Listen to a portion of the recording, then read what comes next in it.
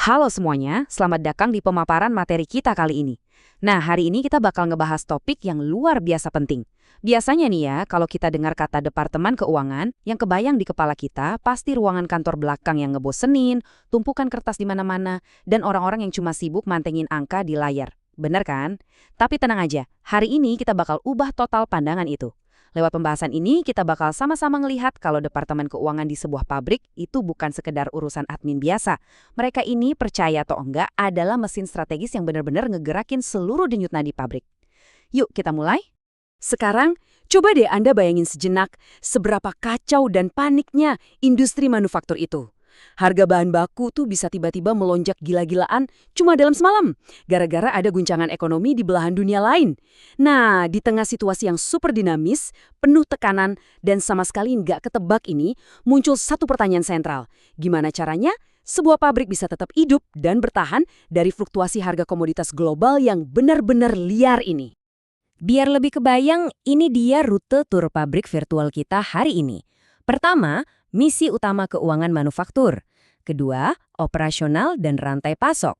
Ketiga, tanggung jawab strategis departemen. Dan keempat, anatomi profesional keuangan ideal.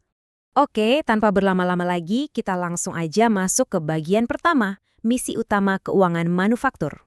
Gini, kalau sebuah pabrik kita ibaratkan kayak truk berat yang lagi melaju kenceng di jalanan yang super berbatu, Departemen Keuangan ini adalah peredam kejut atau shock absorber utamanya.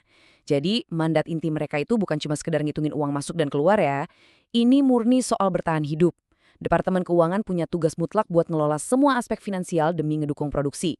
Mereka harus ngendaliin biaya bahan baku dan mastiin likuiditas alias uang tunai tetap stabil, bahkan pas pasar global lagi ancur lebur sekalipun. Bayangin aja, kalau uang tunai sampai kering, operasional pabrik itu bisa langsung mati detik itu juga. Ya, sesederhana dan sekrusial itu. Sip, sekarang kita geser sedikit ke bagian kedua, operasional dan rantai pasok. Di rutinitas operasional harian pabrik yang jadwalnya super ketat, arus kas itu pada dasarnya adalah bahan mentah yang paling utama.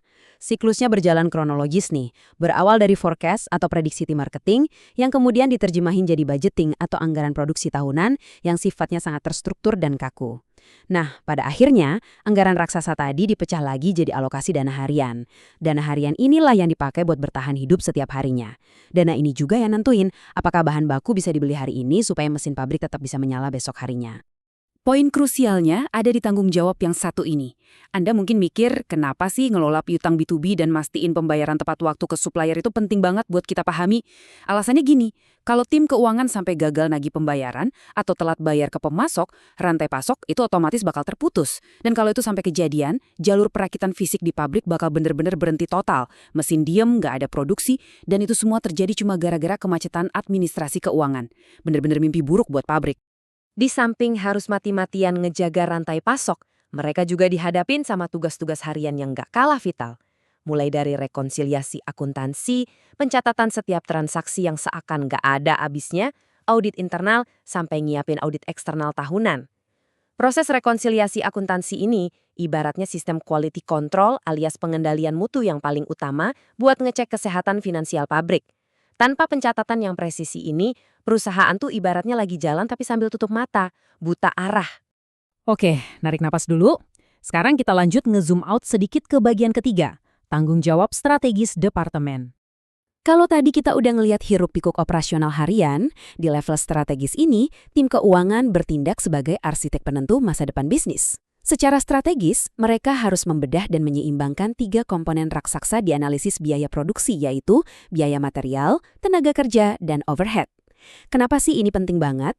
Karena meracik keseimbangan yang pas di antara ketiga elemen inilah yang secara langsung bakal ngelindungin keuntungan bersih perusahaan dari kerugian operasional. Tapi tentu aja di balik semua analisis strategis tadi, ada tanggung jawab yang mungkin kedengarannya agak kurang glamor, tapi absolut wajib dilakuin. Yaitu menyusun laporan keuangan dan pelaporan pajak, khususnya PPN dan PPH. Ini tuh fondasi legalitas dari sebuah perusahaan manufaktur loh. Tanpa pelaporan yang patuh hukum, operasi sebesar apapun bisa langsung dihentikan sama pihak berwenang. Jadi stabilitas operasional dan hukum tuh benar-benar bergantung sepenuhnya sama ketelitian di tahap ini. Dan satu hal yang harus digarisbawahi, tujuan utama mereka itu adalah berkoordinasi dengan semua departemen untuk mencapai target profit perusahaan. Ini ngebuktiin ya kalau Departemen Keuangan itu bukan cuma sekumpulan orang yang terisolasi sendiri di pojokan gedung. Justru sebaliknya, mereka bertindak kayak sistem saraf pusatnya perusahaan. Mereka ngumpulin data dan berkoordinasi dengan produksi, marketing, sampai HRD buat mastiin kalau semua elemen di pabrik ini bergerak searah menuju satu tujuan yang sama, capai target profit. Nah, sekarang kita masuk ke bagian keempat sekaligus bagian terakhir dari penjelajahan kita, anatomi profesional keuangan ideal. Kira-kira profil profesional dan skill kayak apa sih yang benar-benar bisa bertahan dan sukses mimpin di posisi yang tekanannya setinggi ini? Di satu sisi jelas ada skill teknis yang sifatnya kaku, kayak penguasaan software ERP atau SAP Finance, keahlian advance Excel buat bikin proyeksi masa depan, sampai urusan cost accounting. Tapi semua kemampuan teknis itu bakal percuma kalau nggak diimbangin sama skill lunak alias soft skill. Profesional ini wajib banget punya insting analitis yang tajam, jago ngomunikasin laporan ke manajemen, pinter negosiasi sama kreditur pas lagi krisis, dan lincah ngelola risiko fluktuasi harga komoditas. Bener-bener butuh keseimbangan otak kiri dan otak kanan yang luar biasa.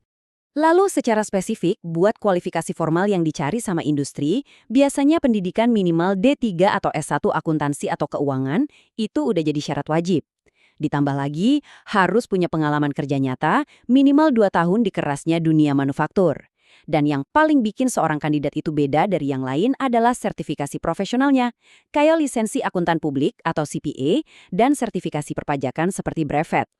Ketiga pilar inilah yang ngebentuk fondasi kualifikasi yang super solid. Nah, sebagai penutup pemaparan materi kita kali ini, saya pengen ninggalin Anda dengan satu pertanyaan provokatif nih. Menurut Anda, siapa sih yang sebenarnya menjaga pabrik tetap berjalan? Apakah drum mesin-mesin raksasa di lapangan? Ataukah strategi keuangan yang dirancang diam-diam di balik meja kantor? Setelah menelusuri panjang lebar gimana manajemen arus kas, strategi biaya, sampai pengelolaan risiko jadi kunci kelangsungan hidup, saya yakin banget Anda sekarang mandang Departemen Keuangan dengan rasa hormat yang sama sekali baru. Merekalah detak jantung tersembunyi dari industri ini. Teruslah mengeksplorasi dan sampai jumpa di pemaparan materi selanjutnya.